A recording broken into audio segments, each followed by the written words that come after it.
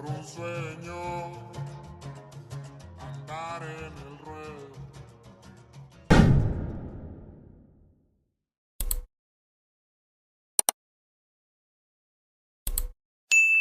Alright guys, so it's Benito. I'm back with another video again. This time I'm gonna do an interior breakdown on my truck. Like I said, you guys have seen my truck obviously, and I just did the video of the center console and stuff. So now that I'm kind of content with the interior, I want to do a full interior breakdown now of what I did to mine. You know, kind of how I did the video on my dash truck. Alright, so to start, I'm gonna go with the obvious, the most basic, the seats. Well, not the most basic, but the most obvious thing, you know. So in my truck, when I first got it, as you guys know, the interiors on these trucks all come light gray and like that dark gray interior. It's like 3 different colors. All the plastics is light gray, dark gray, like a bunch of different colors, and the top is like silver, like the headliner. So we swapped out everything. On mine, I painted all the trim black. I dyed it all black. So my seats, at first I wanted to do black with red stitching, but my dad and my brother was like, no, that's too basic, you know, like it's a red truck, black with red stitching is a color like everybody's gonna know that you're going with. And then my brother would always tell me do a peanut butter interior, like it look nice with the red on peanut butter. But like I said, everything was light gray and dark gray. I'm like, fuck, it's gonna be a pain in the ass, you know, to make everything match to the peanut butter color. So my dad was like, oh, just do light gray leather with black, and we had a little bit of red stitching on it and little red accents here and there. Yeah, that's what we came up with. So we got the smooth leather, light gray. It's a little worn now. I daily drive my truck every single day. I work with this truck on my detailing, so it's a little dirty, you know. It's kind of hard to keep this color clean, but it's all leather. So it's light gray leather with perforated leather, and then the black perforated leather in the middle. As you can see, like with the little red accent, you know, we got inspiration from the Shelby. I went with the little coyote emblem on my headrest. To match, we also had done the steering wheel, but I swapped my steering wheel out. But the original one, I had done it red on black leather with the stitching. But since, like I said, I be detailing with my truck a lot, I had messed up the leather. I accidentally wiped my steering wheel with a degreaser rag, and it started burning my leather up. So I messed it up, and I'm like, I don't feel like taking it all apart again, and we have to redo it. So I just bought this carbon fiber leather, and I just swapped over the airbag cover that we did, obviously. So we did also the dash in black with the red stitching. I don't know if you guys could tell, but that's the annoying part of doing colored stitching. It gets dirty, like, you know, the dash, I don't even touch it. It doesn't look like red how it used to. Like before, it was like bright red. And then with this, I'm not really a fan of it because it's not real carbon fiber. You can kind of tell the difference between the steering wheel. But my dad got one for free because he ordered one and it was scratched, and they sent him a new one. So I just got the one that was scratched. You can't even tell. I don't even know where it was scratched at. I forgot, but you can't even tell where it was scratched at. So he just gave it to me. I'm like, I'll just throw it on. Then the thing I just did the video on, obviously, that you guys have probably seen, is my center console. So this center console I've been wanting to do for the longest. It's like one of the first mounts I wanted to do on my truck, but they were just really expensive. And I'm like, oh, I'll just wait on it. But I ended up coming up on this one. It used to be tan. I got it for a pretty good price with the floor shifter included.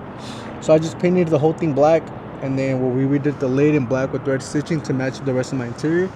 And the floor shifter also, we did it in black with red stitching to keep the theme going, you know. But then we did the headliner in black Alcantara also, and we painted all the moldings black. And we also did the sun visors in black Alcantara. We're not too much of fans. I don't know if you guys seen when people do their headliner, like it'll be gray and they do it black, and then they leave all the moldings gray. It kind of looks a little weird, you know what I mean? Like, I'm not a fan of that. So we do everything, like we dye everything to match, you know. We have the door panels too now. Like I said, that matches the same theme. We dyed them in black. It's the black with the red stitching, and then black with the red stitching at the top. So it all goes together with the truck. Yeah, like as you guys can see, it starts to get dirty and it doesn't pop like it used to before. Like this used to be really bright red. But obviously your hands are coming out of work, they're dirty. You put your hands on the door panel, you start getting dirty, you know what I mean? Like I said, since my truck was a base model, it didn't come with carpet either. So I did the same little hack that I told you guys about before on my dash truck. I got this carpet. I had bought it. I didn't get it from the dealer. I bought it on eBay. It was from a used one. It was like, I got it for like $200, and I just cut it. It was kind of dirty a little bit, but I literally was able to clean it with my pressure washer because it was off, so I cleaned it. I left it out to dry for like a day, cut it in half and put it on. And then with the floor mats, I think I got them for like $40 for the, because for the if you do the four-door carpet, you got to get the four-door floor mats because the bolt where it goes on is different, the snaps. And then obviously the Ford Performance door shields I also went with, because it all matches my theme, you know, of red.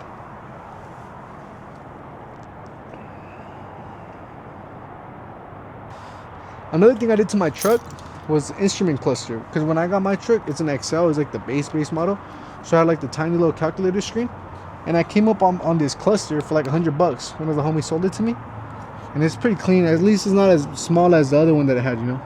Eventually, I do want to go with the big one.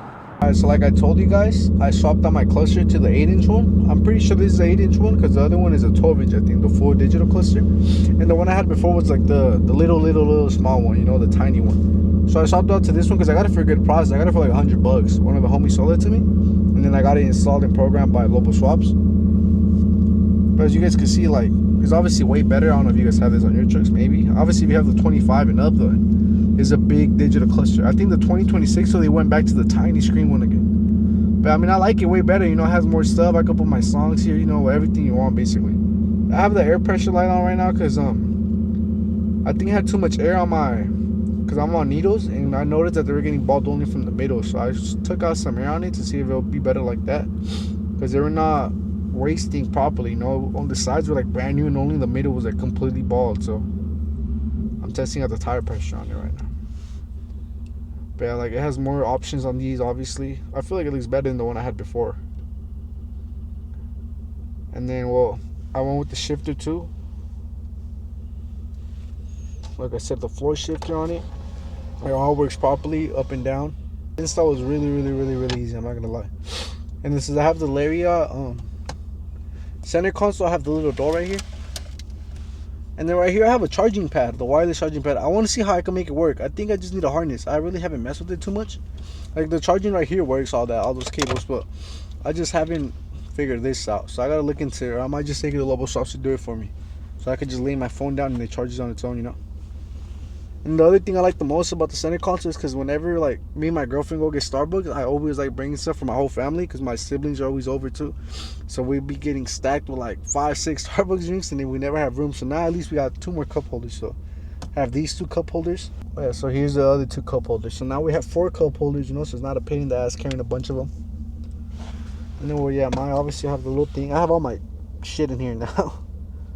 I don't have the workbench one. I have another center console that I'm selling. That one is a workbench, so it folds forward. I don't really care for that. Like I said, I never even opened this damn thing. Obviously, like I said in the video, when you swap out the center console, you gotta swap this out. But I feel like I messed up. I should have waited because eventually I'm gonna get the big screen. I feel like that's gonna be my next install on this truck, is the big screen. So then I'm gonna have to swap this out again, because then these switch down here. So then I gotta get a different piece again. I already spent like 130 on this one, so I'm gonna have to get a new one. And then eventually too, I've been seeing a lot of people doing it, or not a lot, but I've seen a couple people doing it, and it looks pretty cool. The digital AC controls, and I feel like that looks really badass. So I think I might do that too, where it shows you the numbers like digitally, the temperature and all that. And I think it looks pretty cool, so I might do that next. I'm starting to like all that, all the like the little luxury stuff to the truck that it doesn't come with, because now I want to do the folding mirrors with the turn signals. I want to do more of that stuff. I kind of really like how it looks, so I'm just finding more ways to spend my money on this truck. Oh, and then I still gotta do the door right here. I haven't done it yet. I do want to do it though, the little upper glove box. It's pretty cheap. I don't know why I haven't bought it. It's like $200. I've seen some for sale. It just has a little button, and then it opens and closes to the little door in the front, in the top, I mean. But like I said, I also have the paddle shifters on my truck that I did. These are Raptor paddle shifters. I got them wired with Lobo Swaps. I guess when you do the paddle shifters, it's better if you try to find the full steering wheel complete, because it has the harness that you need. And I got lucky that he had one of the little harnesses laying around, and he was able to make it work. Because you need the harness, I think, that goes to the clock spring, I think he said, and then there's a harness that goes down here. But I'm not gonna drive anywhere. I'm gonna just put it in drive and then manual mode. And you guys can see that it works. It only lets me go up to second right now because I'm in stop, but they work fine. And then people ask me if it still has a big delay compared to the column shifter. Honestly, it doesn't. It still has somewhat of a delay. Like, I never just fully step on it and just shift up and down. You know, I don't trust it that much because it does delay sometimes. But yeah, it has a way less of a delay compared to the column shifter. And you know, the column shifter is kind of annoying doing it right here. I mainly just did it for when I race. I feel like it's easier because I can record with one hand and I'm downshifting, compared to like doing the column shifter, holding the steering wheel and trying to record at the same time. It's kind of a little awkward. So like, this is easier, you know. I'm just recording, I downshift when I need to, and then just step on it. Like, since I'm tuned, I don't have to shift up anymore. It just does it on its own. But yeah, they work fine, up and then down. Alright, so I'm gonna show you guys how the paddle shifters basically work. You know, it's pretty instant. Like I said, right there, downshifted. Right there, downshifted again. I'm in first gear. We're in a parking garage, so it might be a little loud. I don't know if I should give a little step. Let's see. I'm in first gear right now. I'm gonna just give it a little throttle.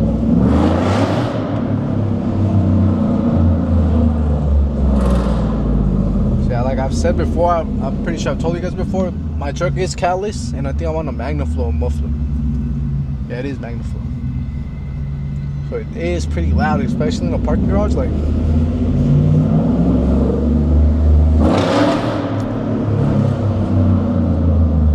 I don't want to piss too many people off, but like as you guys can see, it's pretty loud. And then we just upshift. Right there, shifted. See, it does delay sometimes a little bit. The downshifts are faster. So the main reason why I really wanted paddle shift is just for the downshifts, you know. So when I'm pulling up somewhere, it sounds badass as I'm doing the downshifts. I'll try to show you guys right now.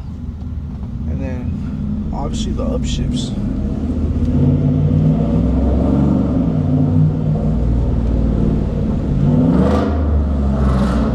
See the downshifts, they sound badass like when you do it, you know. But like I said, I wouldn't really trust it to the point where I'm like, because in my BMW I would floor it all the way doing big ass pulls, like upshifting and downshifting on my own. These are not that instantaneous. Damn, this Tesla's hauling ass in here. What the fuck you think this is? So these are not that. They still have somewhat of a lag, you know. Oh, my fault. Like the truck. Thank you.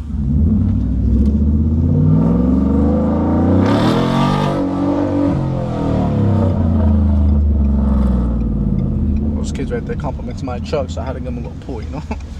But I'm gonna go back in manual. I mean auto.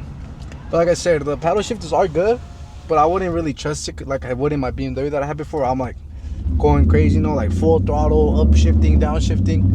I wouldn't trust it that much because it does still have somewhat of a lag. I don't know why these Fords have a lag. It's kind of annoying, but I mean, I don't really care, you know. Like since I'm tuned, the truck just shifts on its own. I'm never gonna beat the automatic shifting. You know, you're never gonna be faster than the damn computer. That's what it's for, you know. So like I said, no matter what, you're never gonna beat that damn computer. Yeah, like I said, I mean, I do recommend the paddle shifters though. It does give it a much cleaner look, you know, more of a sport truck look if that's what you're going for. And it does make it way easier for racing. Like if you want to record at the same time while downshifting, it makes it way easier. And like I said, downshifts are badass. So when you're pulling up, you start downshifting. That's how I always pull up to my house. Like I'm doing my downshifts and stuff, and it sounds pretty cool, you know. But yeah, guys, I think that's the end of this video. Showing you guys the interior real quick. Just doing little clips of me driving because I gotta go to the store now, but hope you guys enjoyed it. Let me know what else you guys like to see, like what other type of video. I don't know if that was my homie. Was that Marcos?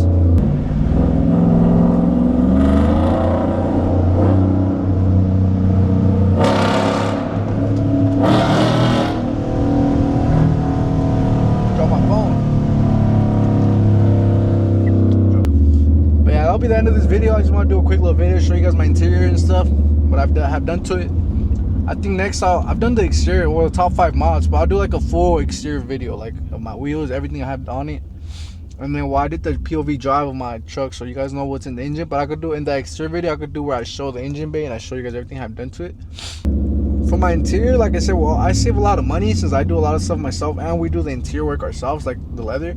So if you take it to the shop to have them do all this, it's obviously expensive, you know. Like I think my interior job, it's a good like $9,000 job since we do nothing but leather. Like on mine we use all leather. The dash is leather, door panels is leather. Like people find ways to make it cheaper by doing vinyl, which we don't. I mean, vinyl is cool. Like for people that don't know about the materials, vinyl looks just like leather. They won't know, but we know, we could tell the difference between vinyl and leather. You feel me? I mean, the leather just has like a nice smell to it compared to that vinyl doesn't have. But with leather, you do have to maintain it better. Like you do have to be adding leather conditioner and all that. So my interior, like I said, it's like a good $9,000 job, probably the whole thing, because we did the headliner, we did the door panels, the carpet, the seats, the dash, the steering wheel, and then we dyed everything black, you know. So it's expensive, you know, all that work. And then where everything was leather, even my jumpsuit, we had done it complete leather. The steering wheel was complete leather. Like I said, I took it off, but everything was like 100% leather, you know. So leather is really, really expensive. That's why I don't think people realize. Like whenever people ask for quotes and I tell them, I feel like they get kind of scared, like damn, but like it's expensive doing interiors. People don't like realize the work that goes into, you know. It is time consuming. It's like a giant puzzle piece. You literally take everything apart and you gotta put everything back to you the way it goes, you know. So with that, it's probably like $9,000. I think the cluster I spent like $100. The steering wheel I got it for like $250 on Amazon. What else? The center console too, I got it for like $1,200. There's just little things in there. I've swapped out all my speakers too. I have like a little sound system to it. Let me see if you can see. But I have a little sound system to it. It's nothing crazy. It's just 210s. They're Pioneers. It's the system I had in my old truck, so I just swapped that out. And then I swapped out the tweeters and the door speakers. I think it's not DS18s. What do I have? I think it's Infinity, something like that. But I swapped out the speakers on doors and all that too. So I'm probably like a good, like, if I count the work, even though I didn't do the work, like even though I didn't pay for the leather and all that, like, for the interior work, like, that we did, because we did it ourselves, I don't have to spend money on that. But if I was to count that, it's probably like a good maybe like 11 to 13,000 around there, give or take. It's probably around there. But like I said, I get lucky since this is what we do. We do all the work ourselves, you know. It's not like I'm charging myself. I'm gonna put the number in my description, and I could give you guys a number for our shop if you guys are interested in doing some interior work. Like, you guys seen how my dash truck came out? That truck came out pretty badass. And I really want to redo my whole interior. I want to redo it in peanut butter, and I'm still gonna do it. I was literally about to do it already, but my interior is still good. It's not like my interior's all beat up, you know. And I was like, I feel bad taking apart the whole interior again. Like, it's good interior, you know. Like, my dash, everything's in good condition. So I'm like, if I have my truck in a year or two from now, I'll probably do it all in peanut butter. Because I want to do everything peanut butter, like everything. The headliner, all the plastics, everything. Like, I wanted to pop, you know? Make it look like a Ferrari, the red with the peanut butter. But I'll wait a little bit on that. So, yeah, I'll give you guys the number in the description. The number is 909-381-3451. Our shop is called Upholstery by Junior, and we're located in San Bernardino, California. Been there for years. My dad's done interiors for damn near his whole life. My dad's been doing interiors for years and years and years. Like, when he came here, that's what he was working. Then he moved to the shop that we're at now. And then the old owner of the shop ended up leaving, and my dad bought the shop off them. So my dad's been the owner there for like over 25 years already. So we've been doing it for a long time. So now my older brother obviously started doing it too with my dad, and then with me now. And obviously my little younger brothers might get into it too, you know. So it's a family business now at this point, and that's all we do. Like, car interior, we do boats. We do anything, furniture, chairs, anything, literally anything you could think of, we do it. Like, it doesn't matter what it is. But yeah, if you guys are interested in getting your full interior done, like I said, we don't only do Fords, we do all kinds of cars. We've done thousands of cars in our past, like any types of cars, a lot of classics, a lot of newer cars. Like, we've done any car you can imagine we've done. My dad has had all types of trucks before. Like, we have a Silverado that we did. I could make a video on that truck, because that truck's pretty badass interior on it. And it has a badass sound system and a badass speaker box that my dad made for it. So I can make a video on that one. But anything you guys can think of, we could do, you know. Just tell us what your budget is, what you have to work with, and we can make it happen, you know. Yeah, we're able to work with budgets. Like I said, if you guys don't want to spend too much, we could do vinyl. It helps a lot. Or sometimes people do only the face, like, so only what you sit on is leather, and the sides are all vinyl. When it's our trucks, we do everything leather. The back of the seat leather, the headrest leather, we do every single thing leather. Like, if you go buy a brand new car from the dealership, like I said, we know, because we could tell whenever my dad, like, he had bought my mom a Tahoe, like, they were like, oh, everything's leather. We know it's not leather. Only the front seat's leather, and then the back of the seat is all vinyl, and then the back seats is only all vinyl, and then the very back seats are all vinyl, and they see that it's leather. And then it is vinyl, though, and they just say, oh, it's like a synthetic leather. And every time that's happened, every time we bought a brand new car, my dad's like, that's not leather. And like, no, it is. And my dad goes like, look, this is not leather. And he shows up, because, like I said, leather has a smell to it. Like, when people get in my truck, I'm used to it already, because I'm in my truck all the time. But people come to my truck like, damn, this thing smells a lot like leather, because it does. Like, it's a strong smell, you know. You right away smell what leather is. Soft text, I guess, is what they use for, like, for the newer cars, and they try to tell you that they're leather, you know, when they're not. So like I said, for our trucks, we do everything leather. Like, a lot of people won't even do the dash leather. They'll do vinyl, because leather is a little bit harder to work with compared to vinyl. It doesn't stretch as much, so you see little wrinkles here and there, like, because it is harder to work with, you know, compared to vinyl. But yeah, like I said, we do everything leather on ours. The dash, the door panels, the steering wheel, we had done all leather in my, like, everything. So yeah, we could work with the budgets, obviously. Like, it just depends what you want. If you don't want to do all this crazy stitching, all this crazy design that I did to it, you could just keep the original stitching design just in leather, and we could do that also, you know. So it really just depends on what the customer wants and how much money they want to spend, you know, how much money they're willing to spend. But yeah, like I said, guys, it's probably the end of the video real quick. I just want to go over my interior.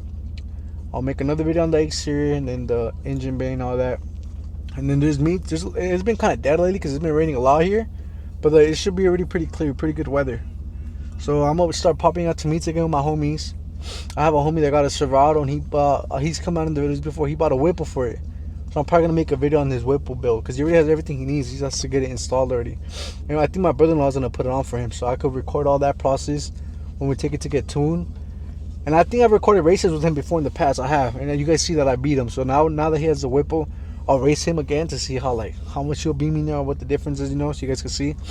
But yeah, there's a lot of good videos coming up this year, so just stay tuned, guys. Good content, I still want to do a video racing my dad's Whipple truck. I still got to do a video on his white Silverado single cab that he has. I could also do a video of my homie Silverado racing my dad's Whipple F150.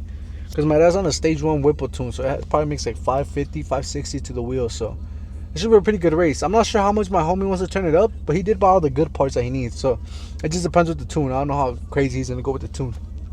But it should be interesting. Like I said, I'm going to make a video when we go get it tuned. If I'm free that day, I'll probably go with him when he goes to get tuned, and I'll record that process because I think he's going to put on the dyno. So I'll record that process. I'll try to record the process of it getting installed too. And yeah, I'll do little races after with him, But yeah, so there's a lot of good content coming up, guys, alright? So thank you guys for watching. See you guys in the next video.